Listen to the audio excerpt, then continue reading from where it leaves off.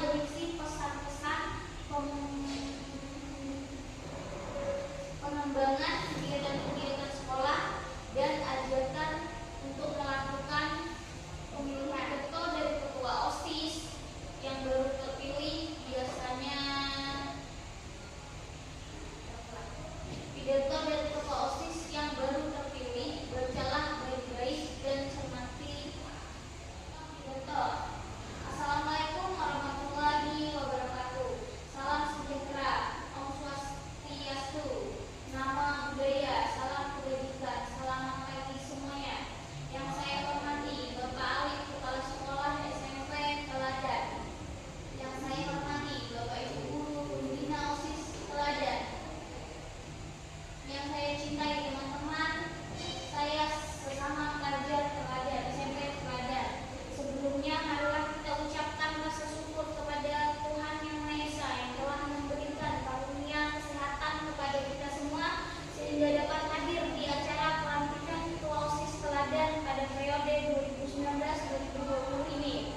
Pada kesempatan ini saya akan menyampaikan rasa terima kasih saya atas kepercayaan rekan-rekan semua yang telah memilih saya untuk menjadi Ketua OSIS di periode 2019-2020.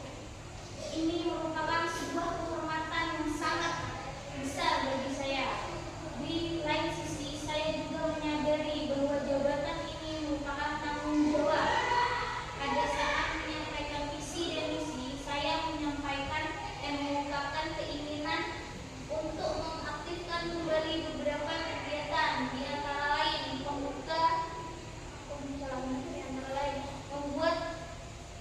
membuat majalah dinding OSIS dan kegiatan ekstrakurikuler. Debat bahasa Inggris, saya berharap nanti kita akan dapat bekerja sama untuk mewujudkan ide-ide tersebut. Tanpa dukungan dari teman-teman, tidaklah mungkin kita bisa mencapai yang dicita-citakan bersama. Demikian pidato yang saya sampaikan. Sekali lagi saya ucapkan terima kasih. Selamat pagi. Wassalamualaikum warahmatullahi wabarakatuh. Nah, salam pembuka pidato, ada 5 bentuk salam pembuka yang digunakan dalam pidato.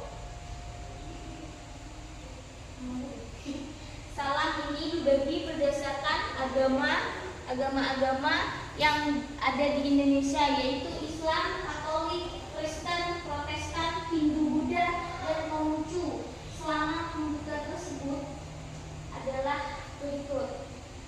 Assalamualaikum warahmatullahi wabarakatuh.